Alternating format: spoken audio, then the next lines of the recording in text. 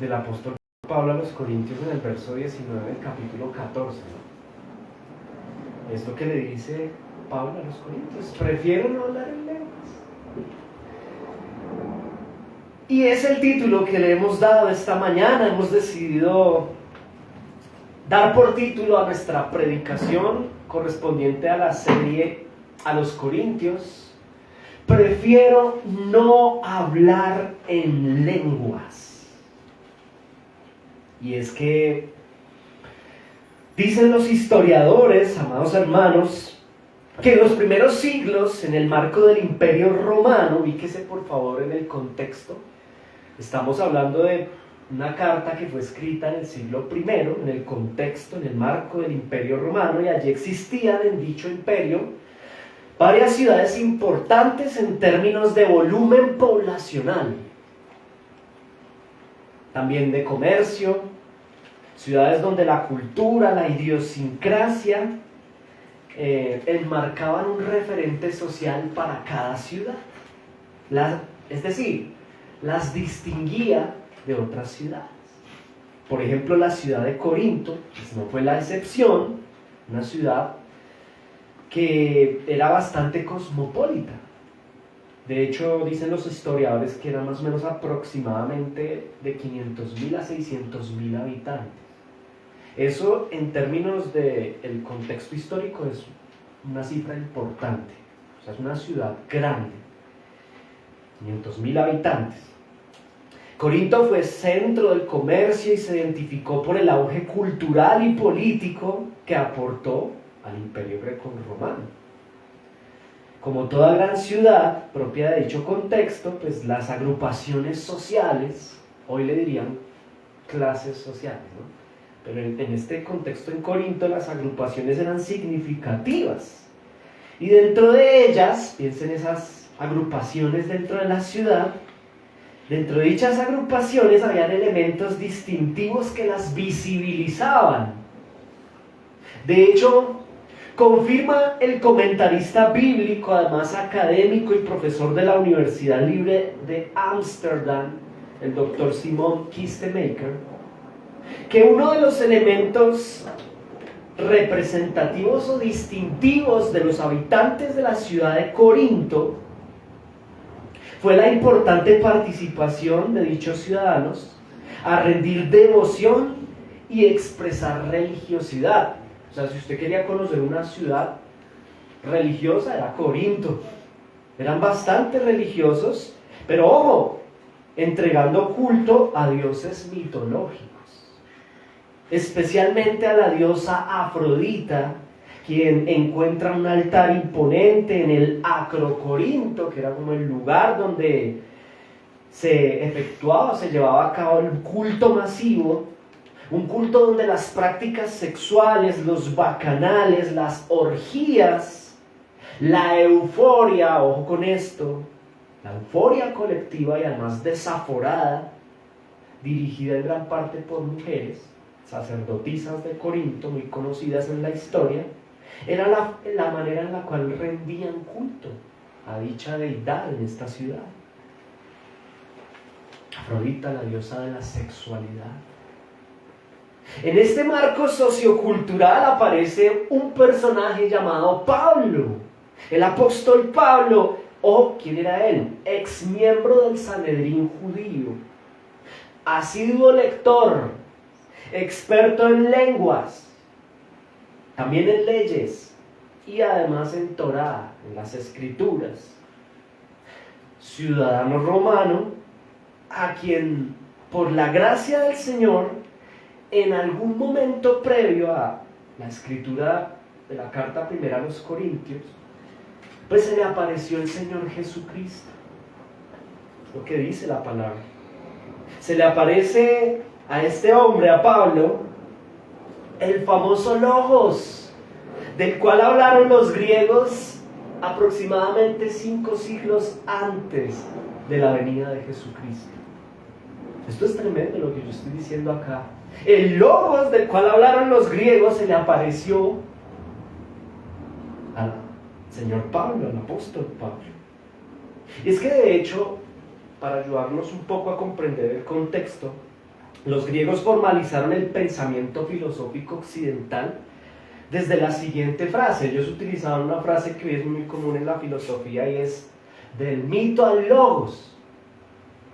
¿Cómo así? Los griegos tenían muchas preguntas. Preguntas como ¿quién es el hombre? ¿Por qué estamos aquí? ¿Habrá una deidad? Y la mitología no les ofrecía respuesta. Ellos buscando respuestas en la mitología de Homero, en todos estos dioses que se inventan los mitos, ¿no? Entre ellos Afrodita, una señora ahí, diosa de la sexualidad, eso no satisfacía la necesidad de respuestas en los filósofos y los pensadores griegos. Por eso hablamos del mito al logos. Ellos deciden dejar a un lado la mitología que la gente popular, hablando en términos de Corinto, adoraba. Ellos dicen, no, un momentico, esos dioses están muy locos. Son dioses de guerra, son dioses sexuales, son más pervertidos que nosotros mismos. Y no nos ofrecen respuesta. Por esa razón, y por la gracia común del Señor, desde el razonamiento de los griegos, sin saberlo, especularon acerca del Señor Jesucristo.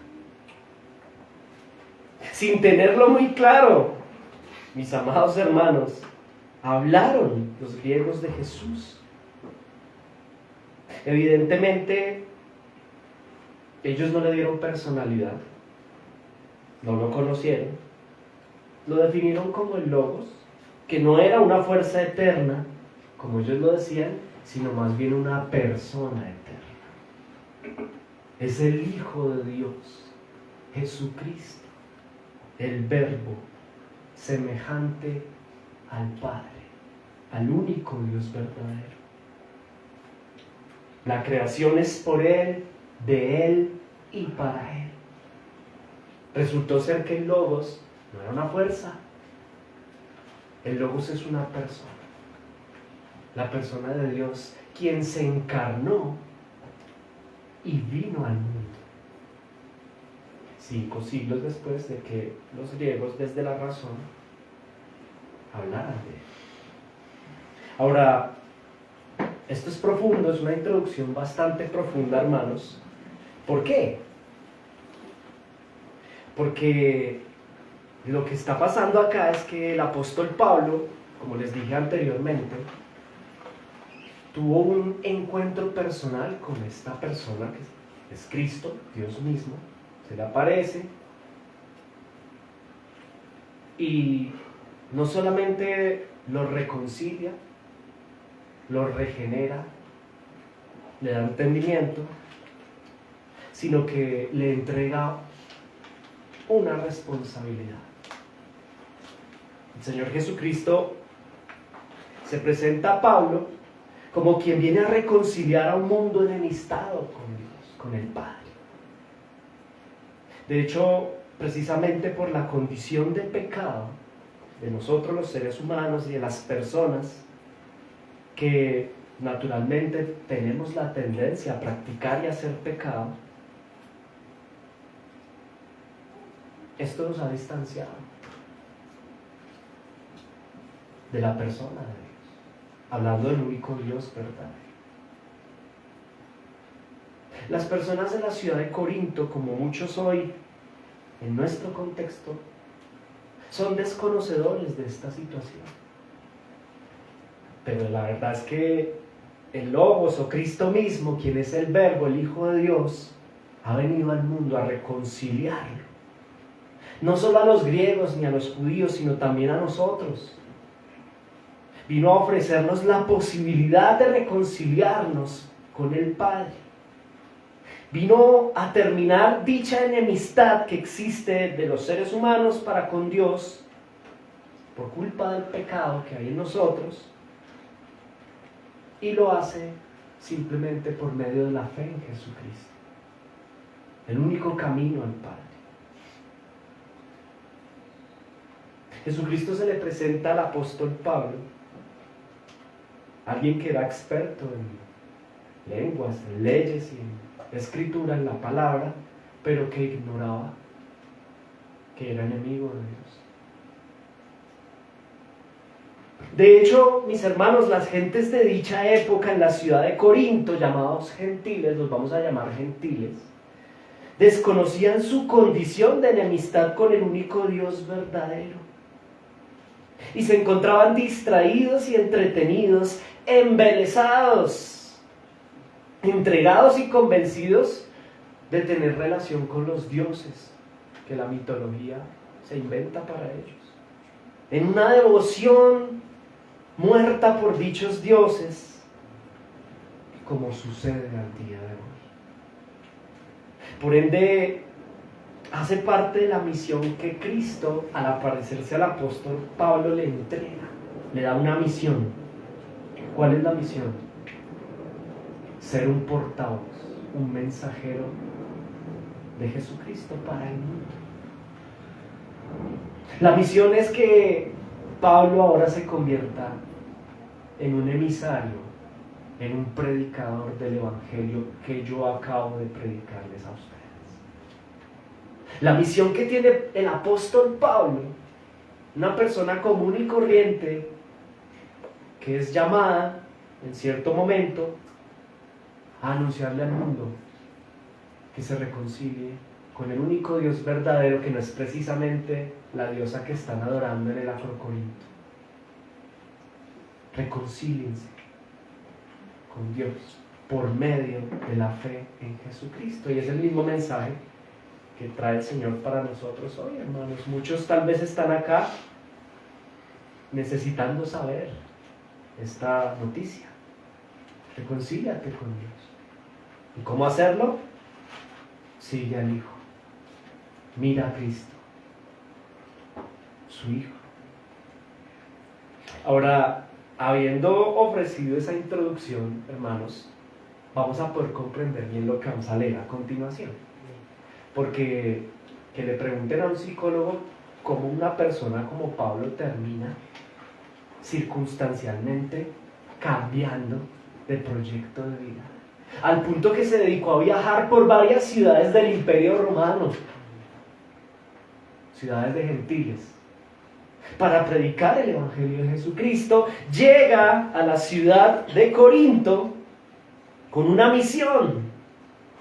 Es la misión de ser portavoz de buenas noticias, como ya lo dijimos, y funda una iglesia local, una asamblea, la cual, como lo dice el libro de los Hechos capítulo 18, llega a Pablo a esta ciudad, cumple su llamado por 1 año y 6 meses, discipula, fundamenta, predica el Evangelio y organiza una iglesia local. Ahora esta iglesia es conocida como la iglesia local de Corinto. Ciertamente los hermanos que Pablo evangelizó por gracia divina se hicieron a la verdad genuinos creyentes.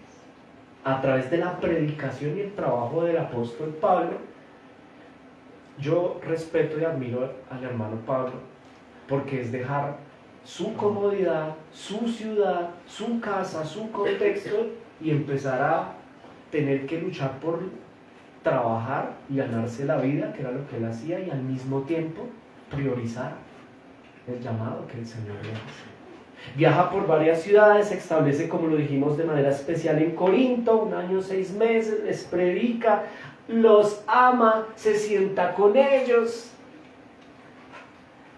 fundamenta doctrinalmente, como lo hacemos hoy muchos también, por llamado de parte del Señor, les dedica tiempo, los evangeliza y luego se retira. Después de 1 año y 6 meses, deja a una persona encargada, que es Apolos, un pastor, y se va a la ciudad de Éfeso. Con el paso del tiempo, recibe una carta de una familia de la iglesia local en Corinto. Una carta que me imagino lo pone muy triste, y es que los de Cloé le cuentan por medio de esta carta que la iglesia que él fundamentó con tanto amor está teniendo unos problemas tremendos. Ellos, los de Cloé, le expresan que esa dicha iglesia local que él fundó y que plantó, a su ausencia, en vez de influenciar y ser luz, se está paganizando. Y que hay entre ellos una serie de prácticas, ojo, que son parecidas e inclusive peores que las de los paganos de la ciudad de Corinto. O sea, los de Cloe están dando quejas porque los cultos y la convivencia entre la iglesia local de Corinto es un desastre. Eran verdaderos cristianos, pero se habían dejado permear por una serie de prácticas propias del paganismo tradicional de la ciudad de Corinto. Por dicha razón, el apóstol, yo me imagino, es una especulación de Mauricio, que él al recibir esa carta, sintió decepción en alguna medida, después de entregar tanto y que suceda esto, y agarró la pluma y empezó a escribir primera a los Corintios. Les tuvo que escribir 2 veces. Estamos abordando la primera carta. Ahora, en dicha primera carta a los Corintios, allá desde Éfeso, él un poco, me imagino, triste, preocupado por la situación. Ya en el capítulo 14, mis amados hermanos, él se dedica a sentar claros fundamentos doctrinales. Tal vez a recordarlos, es posible que ya se los hubiese enseñado, pero en el capítulo 14, nuevamente fundamenta doctrina, en este caso correspondiente a cómo se debe hacer un culto para Cristo. ¿Por qué? Porque una de las quejas de los de Cloe no era solamente por temas convivenciales externos a la iglesia, sino que parece ser que los de Cloe se quejaron y le contaron a Pablo que los cultos de la iglesia para el Señor Jesucristo eran un circo completo. En ese orden de ideas, Pablo en el capítulo 14 se dedica a fundamentar doctrina en función al día del Señor Jesucristo, especialmente al culto de adoración al Señor Jesucristo. Como les dije al comienzo, es un gran reto expositivo este capítulo, pues es un capítulo polémico históricamente al interior de la iglesia de Jesucristo y lo será hoy, estoy seguro. A la verdad, nosotros, hermanos, ya les hablo de mi parte, no pretendemos esta mañana entrar en detalles minuciosos del capítulo 14, que son propios ya del estudio de academia. Tampoco tenemos la verdad absoluta, es verdad, no lo damos claro en este momento. Nuestra interpretación es desde lo que el Espíritu Santo nos permita hoy exponer, pero sí destaco algo, hermanos, que me hace muy feliz, y es que al momento de yo prepararlo y abordarlo, encontré cosas maravillosas. Por ejemplo, la habilidad del apóstol Pablo, inspirado por el Espíritu Santo como teólogo, como apóstol y como pastor, para hacer algo que nosotros intentamos hacer aquí, que es nuestro, es exclusivo de esta casa Santa Gracia, y lo hemos aprendido de aquí, de la Biblia, no quiero decir que no lo inventamos nosotros, está aquí, lo vemos en Pablo en el capítulo 14, y es la habilidad que tiene de presentar fundamento doctrinal, como le pide a Timoteo en algún momento. Él es doctrina, pero al mismo tiempo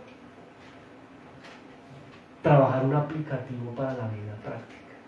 Es magistral lo que hace Pablo en el capítulo 14, porque presenta doctrina bíblica, pero termina también entregando un aplicativo práctico, que en el día de hoy vamos a enriquecernos juntos a través de dicho aplicativo y de dicha doctrina que es fundamental.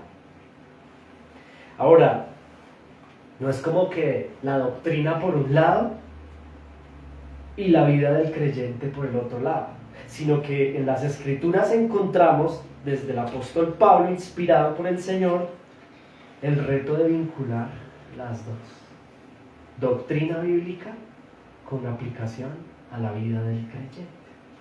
Habiendo presentado ese contexto, vamos juntos a 1 Corintios, ¿les parece? Y aprendamos doctrina con aplicativo a la vida práctica. Yo no sé si usted está emocionado, pero yo sí estoy muy emocionado. A mí esto me emociona demasiado. El tema a tratar aquí en el desarrollo de la metodología al interior es la metodología al interior de los cultos. ¿De acuerdo? ¿Qué va a pasar, hermanos? Pues que el apóstol Pablo va a entregar doctrina fundamental de la fe cristiana en función a cómo ejecutar un culto de adoración como iglesia del Señor Jesucristo. Pregunta orientadora, puntualmente, ¿qué está pasando? O sea, ¿qué es lo que va a abordar en el capítulo 14? Pues están sucediendo dos cosas. La primera, como lo dijimos antes, hay una influencia del paganismo dentro de la iglesia de Corinto. ¿Sabe qué estaba sucediendo realmente? Esta gente, hermanos nuestros, con el ánimo de crecer, yo creo que se estaban comparando con el Acrocorinto, allá va mucha gente y nosotros acá. Con el ánimo de crecer, de pronto en una medida, pues se dejaron influenciar de la metodología que estaban utilizando en el Acrocorinto en honor a la diosa Afrodita. Se dejaron influenciar por dicha metodología de los cultos paganos. Tal vez no propiamente se dejaron influenciar de los bacanales que se hacían allá, ni de las orgías en honor a dicha diosa, pero sí se dejaron influenciar con desorden, con pleitos. Imagínense los cultos de Corinto, desordenados, cantidad de gente peleando, sensacionalismo, liturgias de experiencias que trajeron división. Algunos hermanos en Corinto no estaban de acuerdo y decían: ¿qué es lo que está pasando en este culto? Esto no está bien. Pensemos en los de Chloe. ¿Qué está sucediendo en el culto al Señor Jesucristo en la ciudad de Corinto? Que hay abundante pecado en los líderes, pecado sexual. Y es oculto. En el Acrocorinto el pecado es visible, porque para la gente gentil y del común, para el no creyente, era una liturgia común el adorar desde orgías a Afrodita.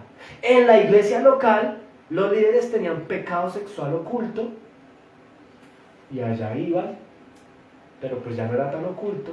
Ya ciertos líderes y ciertas personas dentro de la iglesia estaban indispuestas. Hay abundante pecado en los líderes y en los miembros. Y puntualmente hay un fenómeno que trabaja en capítulo 14. El fenómeno propio del paganismo a través de unas lenguas extrañas. Aquí está el meollo del asunto. La determinante manifestación de lenguas y balbuceos monosílabos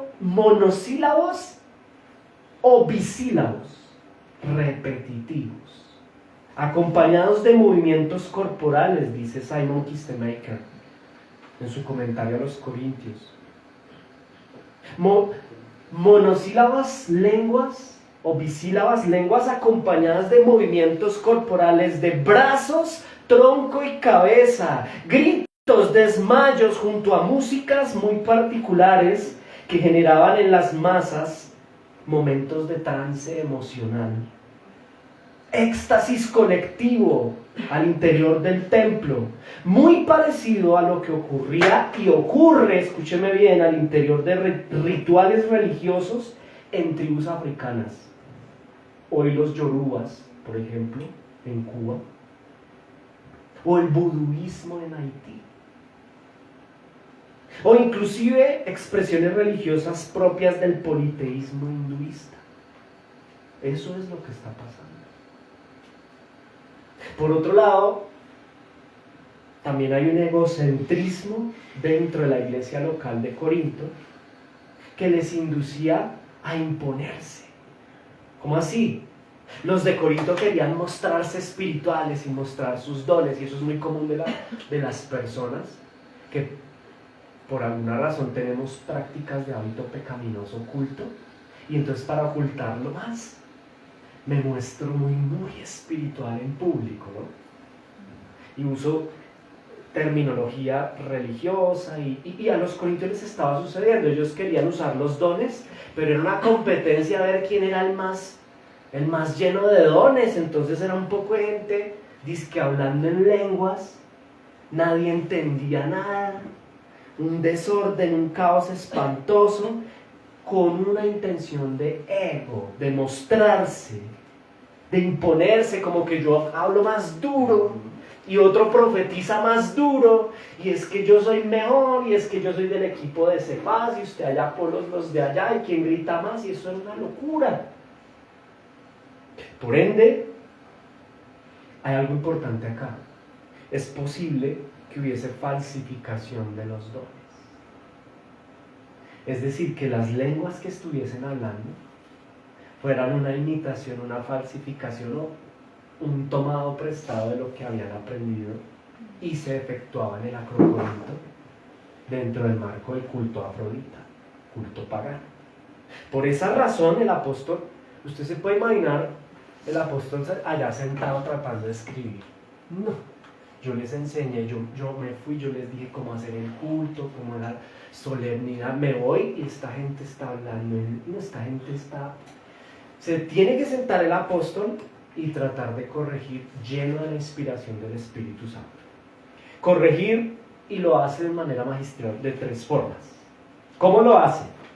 Pues sienta bases doctrinales claves con un aplicativo a la vida cristiana en 3 direcciones. ¿Cuáles son? Mire, la primera.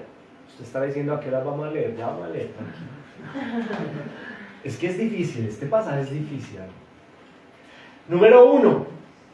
Les recuerda, todo el capítulo 13 les habla del amor y el 14 vuelve y juega, les empieza. Mire el 14.1, por favor. Versículo 1 del capítulo 14.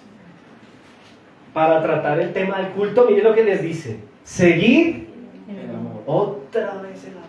Número 1, doctrina fundamental dentro del culto cristiano, Iglesia Santa Gracia. Estamos aprendiendo cómo se hace un culto al Señor Jesucristo. Y lo primero, háganlo con amor. Pero Pablo, ¿no fue suficiente el capítulo 13? Pues no. Capítulo 14 inicia y como termina el 13, inicia el 14. Sigan el amor nuevamente. Háganlo todo, es lo que les quiere decir. Si van a hacer un culto, les dice a los corintios, si van a hacer un culto, háganlo por amor a Dios, no por amor a ustedes, no sean egocéntricos. Háganlo por amor al Señor y por amor al prójimo, no por amor propio. Precepto importante. El culto debe ser con amor. ¿Ok? Y acá nosotros desde el aplicativo para trabajarlo con el desarrollo juntos, pues nosotros también estamos acá y debemos amar el culto, el día del Señor. Amamos al Señor, nos amamos entre nosotros, lo hacemos con amor. Mire, venir acá es con amor, no por obligación. Si de pronto alguno de nosotros está acá, yo no sé, yo lo estoy diciendo con todo respeto y con mucho amor, sin saber, pero si hay intenciones diferentes a amar, a mirar a Cristo, a seguir a Cristo, pues habría que evaluar, porque lo más importante es amar al Señor Jesucristo y amar a mis hermanos acá, ¿no? Eso es un complemento perfecto. Y Pablo le pide a los hermanos en Corinto, cuando hagan culto como iglesia verdadera, no se pongan a mirar lo que hacen allá afuera, todo ese circo. Ustedes, número 1, el elemento vital es el amor al Señor y a sus hermanitos en la fe. Número 2, muy rápido, son 3 puntitos. Número 2, aquí me voy a quedar un ratico. El apóstol Pablo categoriza el don de las lenguas. ¿Listo? Categoriza las lenguas. ¿Cómo así? Pues aparecen aquí, como en el libro de los Hechos, las 2 categorías del don de las lenguas. Ya vamos a leer el capítulo, no se preocupe, pero yo estoy tratando de hacerle más amable esto, de la siguiente manera. El apóstol Pablo le explica a los corintios que lo que están haciendo está re mal. Esas lenguas que ustedes, vamos a organizar la cosa doctrinalmente de la siguiente manera. Primero, háganlo con amor. Y segundo, ¿qué es eso del don de lenguas? Pues hay 2 categorías. La categoría A, como la vemos en pantalla, es la xenoglosia. Eso es un término en griego original que significa lenguas o idiomas extranjeros. Este es el don de lenguas, xenoglosia. ¿Cómo así? Lo invito a que mire la pantalla por un momento, por favor. O si quieren su Biblia. Hechos capítulo 2, verso 3 al 13. Este es el ejemplo bíblico del origen de la xenoglosia o el don de lenguas. ¿Qué es la xenoglosia o el don de lenguas? Y fueron todos llenos del Espíritu Santo y comenzaron a hablar ¿en qué? En otras lenguas. ¿Pero qué es eso? ¿Son bambuceos? No, espérese un momento. ¿Qué es el don de lenguas? Vean. Comenzaron a hablar en otras lenguas según el Espíritu les daba que hablasen. ¿Qué es el don de lenguas hasta ahí, hermanos? Es una habilidad que el Espíritu Santo le dio a los hermanos en el contexto de Hechos 2 para hablar unas lenguas. Vamos a ver de qué lenguas se está refiriendo el Espíritu Santo allí que les dio. Verso 5, moraban entonces en Jerusalén judíos piadosos, ubíquense en el contexto, de todas las naciones, tremendo. O sea, había gente de todas las naciones bajo el cielo. Verso 6, y hecho este estruendo, como que pasó algo, no se asuste, como que hubo un estruendo del Espíritu Santo, se juntó la multitud y estaban confusos. ¿Por qué? Porque cada uno les oía hablar, ojo, xenoglosia, en su propia lengua. Este es el don de lenguas. No están hablando, permítame utilizar el término sin ser grosero, tonterías, majaderías sin sentido, sino que están hablando en la propia lengua. ¿De quiénes? Avancemos, verso 7. Estaban atónitos y maravillados diciendo, mirad, ¿no son galileos todos estos que hablan? ¿Cómo pues les oímos hablar cada uno en nuestra lengua en la que hemos nacido? ¿Cuál lengua? Partos, medos, elamitas y los que habitamos en Mesopotamia. Me gustaría, esto es tremendo. En Judea, en Capadocia, en el Ponto y en Asia, en Frigia y Panfilia, en Egipto y en las regiones de África más allá de Cirene, y romanos aquí residentes, tanto judíos como prosélitos, cretenses y árabes, ojo, están en rojo, les oímos hablar, aquí está la xenoglosia, en nuestras lenguas las maravillas de Dios. Yo me voy a tener acá, lo puse en rojo por una sola razón. ¿Cuál era el propósito? Y no te estoy hablando del pasado. ¿Cuál era el propósito primario del don de lenguas? ¿Por qué el Espíritu Santo se tomó el trabajo de regalarle la posibilidad de hablar xenoglosia, es decir, lenguas reales a personas en este contexto? Está en rojo y está señalado, subrayado. ¿Para qué? Para que prediquen el Evangelio. Ese era el propósito. ¿Qué es la xenoglosia, mis hermanos amados? Habiendo leído, bueno, aunque terminemos de leer, ¿no? Porque dice que estaban atónitos, verso 12, y perplejos, yo estaría igual. Diciéndose unos a otros, ¿qué quiere decir esto? ¿Cómo es posible que este tipo que no hablaba mi idioma terminó hablando mi idioma? ¿Qué quiere decir esto? Y otras personas se burlaban y decían, estos están borrachos. Pues, ¿por qué? Porque no saben. El que no habla francés, al escuchar cualquier vaina, pues no entiende que es francés. Entonces, pues, esos están borrachos. Ahora, el punto aquí, ¿cuál es, hermanos? Volviendo al contexto que nos corresponde.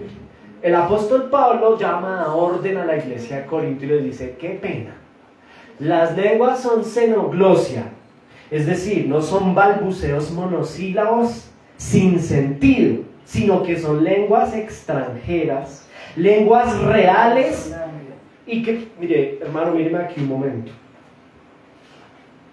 ¿Qué se necesita para que exista una lengua? Casi, la hermana va por ahí muy bien, la hermana Lorena me ayudó acá.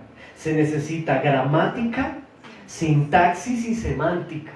Ahí podemos hablar de lenguas, cuando hay esos tres requisitos o tres elementos importantes. ¿Qué está sucediendo? ¿Cuál es el don de lenguas? Pues que el Espíritu Santo le regaló la oportunidad a muchas personas, a varias personas, de hablar idiomas, lenguas reales, sin haber estudiado.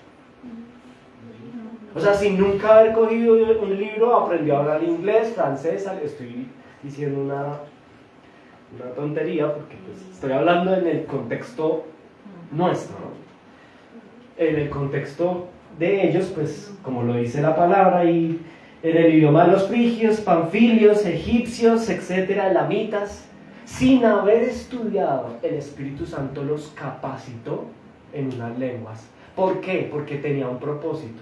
La barrera del lenguaje es una barrera tremenda porque ¿cómo creerán en Cristo, en el Logos, en el Verbo encarnado, quien es el Salvador Jesús, quien viene a reconciliar al mundo con el Padre por medio de su persona? ¿Cómo poder conocerlo si ni siquiera nos entendemos? Entonces el propósito del Espíritu Santo en ese momento fue ese: capacitar a ciertos hermanos en lenguas para que ellos pudiesen, como lo vimos subrayado, predicar el Evangelio de Jesucristo. Ahora sí, acompáñenme a Corintios, primera a los Corintios 14, y leamos a ver qué es lo que está sucediendo. Primera a los Corintios es muy largo, entonces vamos a leer del verso 13 al 28. Puntualmente vamos a trabajar el corazón del capítulo 14. Dice el verso 13 al 28. Dice allí: por lo cual, ¿estoy bien? Sí. Por lo cual, hablando de Pablo a la iglesia de Corinto, ¿no? ¿Cómo es que van a hacer el culto? Vea. Por lo cual, el que habla en lengua extraña, o sea, le está diciendo a ellos: ¿están hablando en lenguas? Listo. Por lo cual, el que de ustedes hable en lengua extraña, pida en oración poder interpretarla. Porque si yo oro en lengua desconocida, mi espíritu ora, pero mi entendimiento queda sin fruto. ¿Qué pues? Oraré con el espíritu, pero oraré también con el entendimiento. Cantaré con el espíritu, pero cantaré también con el entendimiento. Porque si bendices solo con el espíritu, el que ocupa lugar, el simple oyente, ¿cómo dirá el amén a tu acción de gracias? Ni siquiera entiende. Pues no sabe lo que has dicho. Verso 17. Porque tú, a la verdad, bien das gracias, pero el otro, pues no es edificado. Doy gracias a Dios, dice Pablo a los Corintios, que yo hablo en lenguas más que ustedes. Pero en la iglesia prefiero no hablar en lenguas, prefiero hablar 5 palabras con mi entendimiento para enseñar también a otros, que 10,000 palabras en lengua desconocida. Ahora ve al 20. Esto se pone mejor. Aquí viene la vaciada. Pero es una vaciada chévere. Hermanos. Cuando diga hermanos o amados, para allá viene algo muy bueno.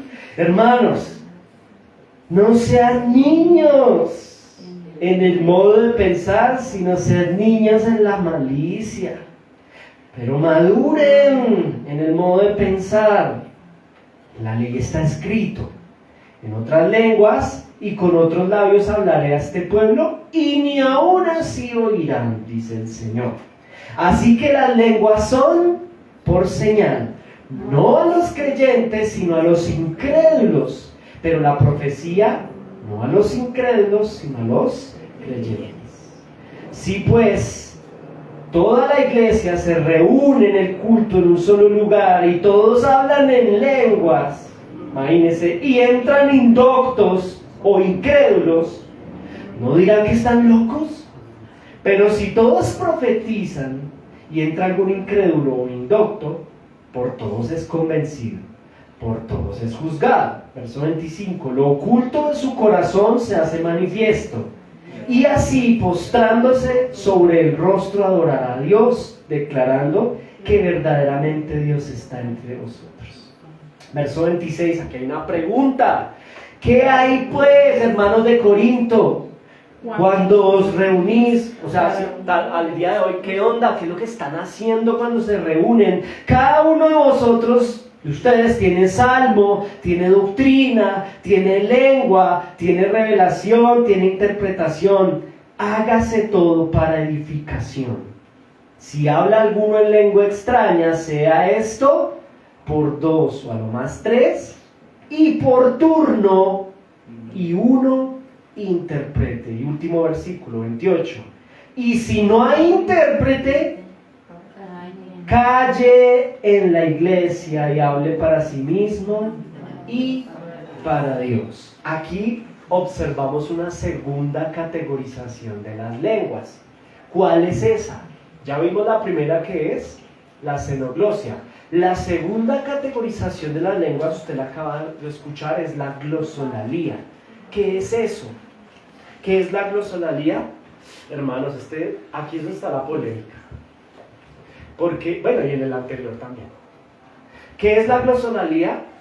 Al parecer, hermanos, por el reto de interpretación, por la hermenéutica, comprendemos que la glosolalía es un tipo de lengua que no es extranjera, sino es una lengua extraña, desconocida, o como dice acá, lenguas en el idioma celestial, angelical, tal, no se sabe. No se sabe. Son lenguas netamente espirituales, desconocidas en el contexto terrenal. Es decir, la glosolalía es una lengua que no se habla ni se ha hablado en ninguna nación existente, en ningún espacio terrenal. Ahora, lo importante aquí, me parece a mí, es que Pablo, el apóstol Pablo, no niega su expresión. Él no la está negando. O sea, esto no podríamos nosotros decir, no sería correcto decir, no, es que no existe, no, ahí está. Hay unas lenguas espirituales del espíritu ahí, ¿no? Pero lo que hace Pablo es curarse en salud. Ojo, ¿cómo? Pues si no hay intérprete, no las use. ¿Listo? Es lo que le pide a Corinto y de paso el Señor lo hace con nosotros, ¿no? En ese orden de ideas, pues hay algo importante que nos parece a nosotros desde este púlpito aclarar, hermanos en Cristo, y es que en la época de Pablo, piensen lo siguiente, por favor. En la época de Pablo, ¿cuál es la época de Pablo? Pues en el momento en que escribió Primera a los Corintios. En ese momento, cuando está redactando Primera a los Corintios, en dicha época las Sagradas Escrituras no habían sido aún inspiradas por completo, o sea, la Biblia no había sido todavía redactada. Es decir, el canon no se había cerrado. Los 66 libros de la Biblia no habían sido escritos todavía. Por ende, la inspiración del Espíritu Santo estaba abierta aún todavía. ¿Qué es la inspiración del Espíritu Santo? Al día de hoy no existe inspiración del Espíritu Santo. La inspiración del Espíritu Santo, ¿quién es Dios? Es la capacidad que Dios le otorgó a los profetas para redactar la palabra de Dios. ¿Ok? Esto es importante. ¿Y por qué hacemos esta aclaración? Porque ya el canon a nuestro tiempo se cerró. Es decir, si aparece alguien que nos dice que es profeta y que escuchó la voz de Dios y va a redactar un nuevo libro que le hacía falta a la Biblia, que no eran 66 sino 67, nosotros inmediatamente entendemos que es un falso profeta. Pero en este momento, hermanos, en el momento vivencial de 1 Corintios 14, pues el canon estaba todavía abierto porque se estaba apenas escribiendo. En ese orden de ideas, ¿por qué les digo todo esto, hermanos? Porque la inmensa mayoría de los cristianos bíblicos de hoy 2023, somos cesacionistas. ¿Qué significa eso? Conozca la iglesia donde usted está. ¿Qué significa eso? Que nosotros creemos que al estar ya cerrado el canon bíblico, no se necesitan nuevos profetas, no se necesitan nuevas profecías, no necesitamos nuevos apóstoles y mucho menos necesitamos lenguas. No es el don de lenguas vigente, pues en su momento fue vigente. ¿Para qué? Para respaldar a una nueva comunidad llamada Iglesia de Cristo, que traía un mensaje que debía ser conocido en ese momento y además regado por medio de la predicación al mundo en toda lengua. Pero la situación a hoy es diferente. ¿Qué es ser cesacionista? Pues que nosotros creemos que el don de la profecía cesó. Esto ya lo expliqué en alguna predicación, ¿no? Y el que quiera decirse profeta, pues tiene algún problema, ¿no? O que abra la Biblia y ya, y lea a los profetas. Pero decir que yo traigo nueva profecía, eso es un problema, es un vicio. Es un vicio muy común en el día de hoy. Ahora, ¿Pensamos nosotros como iglesia bíblica del Señor Jesucristo que las lenguas son bíblicas? Sí, claro, usted las está viendo en Corintios 14, pero ojo, nosotros creemos que en este momento la xenoglosia y la glosolalía ha cesado. Ahora, ¿nosotros creemos en los dones espirituales? Claro que sí, pero insisto, vemos que algunos de ellos eran fundacionales y ya hoy no son vigentes. Fueron dones fundacionales que para nuestro tiempo no operan. ¿Qué quiere decir esto, hermanos en Cristo? Miren acá, por favor. Que la sola escritura es suficiente. La Biblia solita es suficiente en sí misma. Ya no hace falta nada más. Solamente, ¿sabe qué hace falta sinceramente? Y no hace falta, ahí están, evangelistas. Evangelistas que salgan fuera de los templos a predicar el evangelio. Necesitamos que los pastores y los maestros dentro de las congregaciones, mientras que los evangelistas están predicando afuera, los pastores y los ancianos, los maestros adentro de la iglesia prediquen el mensaje que ya está sellado, ya está cerrado y que es poderosamente suficiente en sí mismo para la salvación, porque está traducido en lenguas. A nuestro tiempo hay hermanos que se han tomado el trabajo de traducir. Hay unas traducciones maravillosas que ya están en nuestras manos. ¿Amén? Amén. Ahora, aquí viene algo un poco polémico. Escúcheme por favor. Yo sé que aún hay un grupo de cristianos, no sé si estén acá, pero yo sé que hay algún grupo de cristianos que al día de hoy creen todavía que está vigente el don de las lenguas. Hay cristianos que todavía dicen que el Espíritu Santo le da xenoglosia.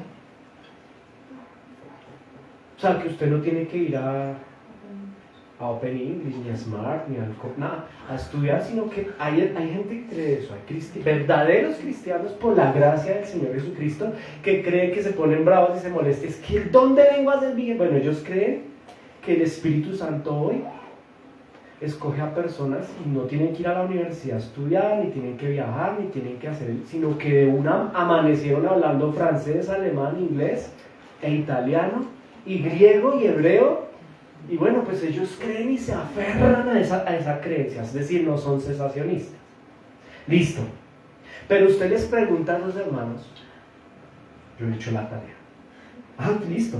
Usted les pregunta si conocen a alguien que sin estudiar sea políglota y no conocen ninguno. No lo conocen. No lo señalan. ¿Y sabe por qué no lo señalan? Porque no existe. No existe. Ahora, hay hermanos, hay cristianos que por la gracia de Dios tienen una habilidad para hablar lenguas. Conozco un historiador español que habla 16 idiomas. Eso a mí no me cabe en la cabeza, hermano. Este señor, ¿a qué horas? Pero, no, usted lo escucha hablar a él y él dice ¿a qué horas? El señor no, parece que no duerme. Se la pasa leyendo, estudiando, escribiendo libros.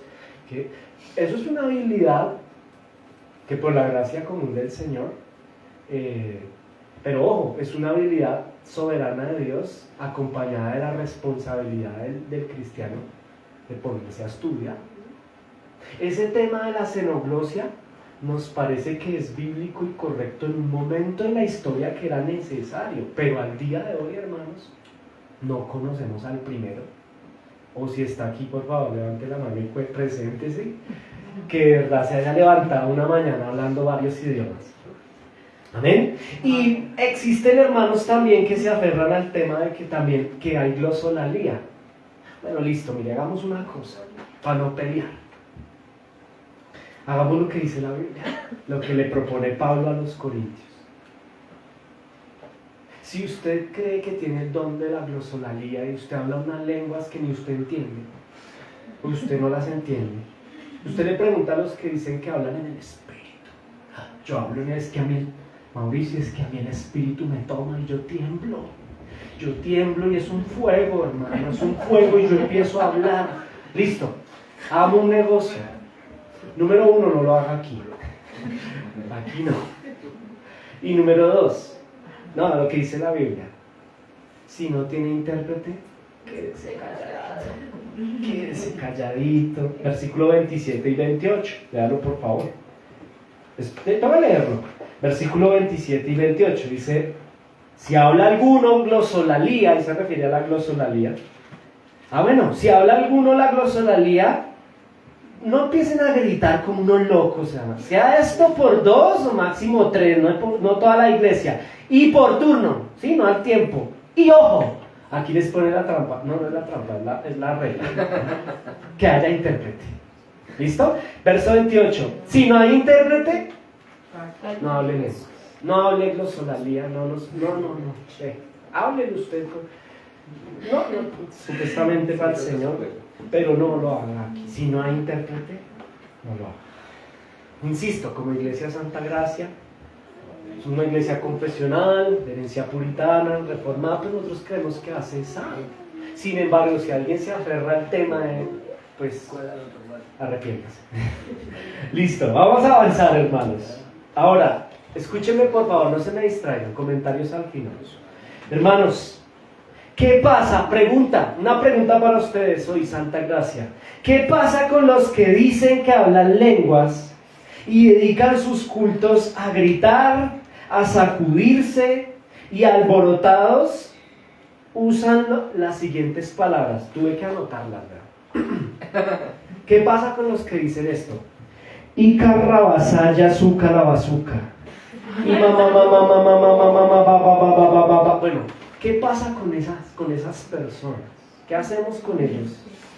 Pues es lo que está pasando con Pablo. Él se está cogiendo la cabeza. ¿Yo qué hago con estos corintios? ¿Qué hacemos con Icarra la bazuca? Con Shima mamá y Rabadabadababa. Bueno, listo. Nosotros, la Biblia tiene la respuesta, no yo. Creemos respetuosamente que deben reformarse, que deben estudiar, que deben estudiar la Biblia, que deben aplicar el verso 20. Mire, ¿qué pasa con ellos? Pablo les responde, mire el verso 20, ¿qué pasa con ellos? Veamos, aquí está, verso 20. Hermanos, y carralabazuca, hermanos, no sean niños en el modo de pensar, sino sean niños más bien en la malicia. Vea, pare aquí un momento, estas personas que se presentan así, tan niños en lo espiritual y en lo doctrinal, son todo lo contrario en la malicia.